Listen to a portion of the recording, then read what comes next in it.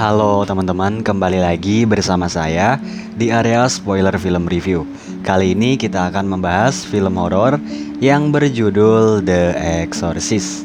Film lama yang dirilis di tahun 1973 ini masih layak kita bahas untuk menemani waktu-waktu luang kalian.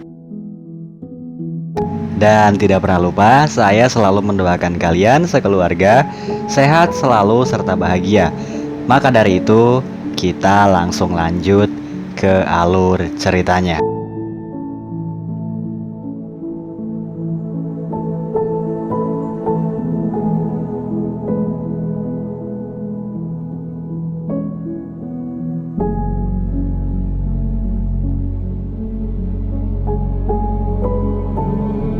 Film diperlihatkan dengan seorang pria tua atau pastur yang bernama Pastur Merin.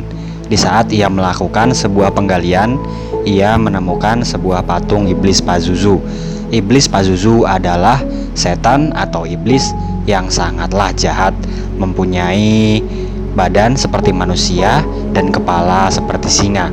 Pastur Merin pernah mengalahkan iblis itu di saat ia di masa lampau menjadi seorang pastur, dan iblis Pazuzu berniat untuk membalaskan dendamnya kepada Pastur Merin.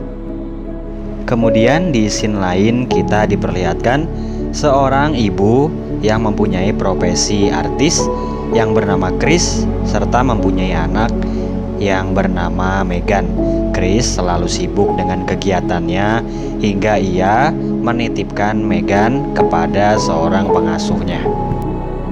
Di satu hari ketika ibu dan anak itu sedang berada di basement, keduanya menemukan sebuah papan permainan yang biasa kita sebut papan permainan Ouija, dan mereka pun kemudian memainkannya tanpa ada rasa curiga ataupun tanpa ada rasa takut, karena mereka menganggap bahwa papan itu hanyalah papan permainan biasa. Chris mengira ia adalah sosok ibu yang sempurna, dan ia adalah seorang Katolik yang taat. Ia tidak percaya akan hal-hal gaib yang bersandingan dalam kehidupan mereka. Dan Megan yang kita lihat selalu ceria, ternyata ia menyimpan beban karena ia selalu merasa sendirian, ditinggal oleh sang ibu dengan kesibukannya syuting dan bekerja, hingga Megan seringkali memainkan papan Ouija itu sendirian untuk menemani rasa kesepian dan rasa kesendiriannya. Ternyata selama ini papan permainan yang sering ia mainkan menghadirkan sesosok makhluk yang Megan kira itu adalah teman baiknya yang selalu menemani hari-harinya saat ia sepi. Di suatu hari, Megan tiba-tiba pindah ke kamar ibunya. Jelas ibunya bertanya, mengapa ia berada di sana? Kemudian Megan pun menjawab, karena kasurnya seringkali bergoyang hingga ia tidak bisa tidur dengan lelap. Chris hanya menganggap Megan perlu diperiksa dan hanya kelelahan. Namun, ketika Megan diperiksa, tidak ditemukan penyakit atau diagnosis apa-apa. Namun, Megan bertindak sangatlah aneh dengan memaki dan berkata kasar terhadap dokter dan menunjukkan sikap-sikap yang sangatlah tidak wajar. Dokter hanya mendiagnosis bahwa Megan mengalami penyakit syaraf yang biasa dialami anak seumurannya, dan kemudian ibunya pun membawa Megan kembali pulang ke rumah. Di malam Chris mengadakan pesta di rumahnya, Megan kembali bertingkah aneh. Ia menghampiri Chris yang sedang mengobrol dengan teman-temannya, kemudian ia mengompol di depan banyak orang.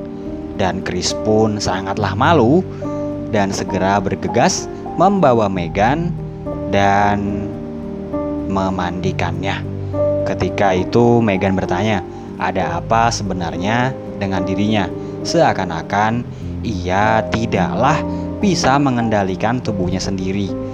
Ia tidak sadar dengan apa yang ia lakukan di kejadian pesta yang baru saja terjadi. Kemudian saat Chris ingin turun dan pergi ke kamarnya, ia mendengar Megan berteriak dengan sangat kencang. Kemudian Chris segera kembali dan ia sangatlah terkejut melihat kasur Megan benar-benar bergerak kencang dengan sendirinya. Tak habis pikir dengan itu, Chris pun melompat ke kasur dan menenangkan Megan. Keesokan harinya ia pun diperiksa kembali dan dokter tidak menemukan apa-apa. Hanya Megan yang makin bertindak agresif, meludahi serta memaki para perawat dan dokter yang berada di sana. Dokter menyarankan untuk men-scan bagian syaraf di otaknya untuk mengetahui lebih lanjut penyakit yang dialami oleh Megan. Kemudian terlihat saat Megan menjalani proses pengecekan atau scan tersebut, ia sangatlah kesakitan.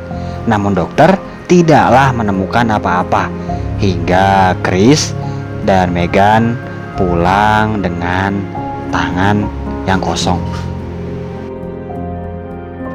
Dari hari ke hari, keadaan Megan semakin memburuk hingga ibunya Chris berinisiatif untuk memanggil dokter ke rumahnya. Kemudian ketika dokter tiba di rumah Megan, ia sangatlah tercengang melihat kondisi Megan yang semakin memburuk. Megan mengalami kejang-kejang yang terlihat sangatlah tidak normal, serta matanya yang berubah putih seluruhnya hingga kepribadian, sikap dan perilaku yang berubah 180 derajat hingga dokter membiusnya agar Megan tidak lagi berontak. Kemudian dokter menyarankan kepada Chris agar ia mencari seorang ahli spiritual karena penyakit yang dialami oleh Megan sama sekali tidak bisa didiagnosis oleh ilmu kedokteran. Dan sang dokter ternyata adalah temannya Pastor Merin, dan ia pun menyarankan agar Chris segera memanggil Pastor Merin untuk melakukan pemeriksaan secara spiritual. Percaya tak percaya, Chris pun harus melakukan hal itu karena hal itu adalah suatu cara yang harus ia coba. Dan suatu malam ketika ia pulang dari rumah sakit, Chris menemukan Megan yang sedang tidur dengan kondisi jendela yang terbuka. Namun saat ia memeriksa ke bawah, ia sangatlah kaget karena salah satu pembantu di rumah yang selalu menjaga Megan ternyata telah meninggal dunia tepat di bawah jendela kamar yang ditempati oleh Megan. Tak lama kemudian, Chris memanggil pembantu lainnya dan menanyakan apa yang sebenarnya terjadi. Namun kedua pembantu yang baru saja dipanggilnya tidaklah mengetahui apa-apa karena sebenarnya mereka hanya keluar sebentar untuk membeli makanan, dan mereka sangatlah histeris melihat kematian temannya. Tidak habis di situ, mereka makin dibuat terkejut dengan melihat Megan yang menuruni tangga dengan kondisi badan yang terbalik. Chris malah memanggil seorang psikiater untuk memeriksa keadaan Megan. Namun yang terjadi bukan Megan merespon, malah Megan menyerang psikiater tersebut hingga psikiater itu pun terluka. Kemudian keesokan harinya, sang dokter menemui seorang pastor yang sedang berolahraga. Ia merupakan kerabat Pastor Merin dan ia dimintai pertolongan untuk menyembuhkan seorang gadis yang sedang dirasuki oleh setan. Awalnya ia menolak karena sama sekali tidak ada panggilan dari Chris. Namun setelah diyakinkan, ia pun setuju dan akan membantu Chris beserta Megan. Di sisi lain, Chris terus-terusan membawa Megan ke rumah sakit dengan hasil yang tak pasti serta keadaan Megan yang semakin memburuk. Kepribadian serta sifat yang berubah 180 derajat hingga ia harus diikat agar Megan tidak berontak dan harus dijaga sangat banyak dokter di sekelilingnya. Chris marah karena pihak rumah sakit tidak pernah memberikan hasil diagnosis yang pasti terhadap anaknya. Namun mereka tidaklah bisa berbuat apa-apa karena itu di luar kemampuan mereka. Lagi-lagi Chris sangatlah kecewa dan frustasi hingga ia pun membawa Megan kembali pulang ke rumah. Namun beruntung karena seorang pastor sedang menyelidiki secara pasti dan mengumpulkan bukti-bukti untuk mengetahui awal mula kejadian ini bisa terjadi, dan ia pun menemukan patung iblis Pazuzu yang pas berada di bawah jendela kamar Megan. Dan kemudian sang pastor pun bertanya kepada Chris hal-hal apa saja yang mereka lakukan seminggu belakangan.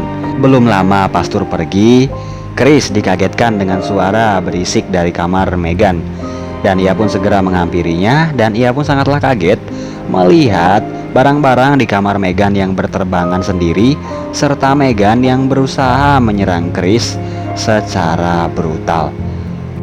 Bahkan Megan kini bisa memutar kepalanya karena ia telah benar-benar dirasuki iblis sepenuhnya. Beruntung kejadian itu tidak membunuh Chris.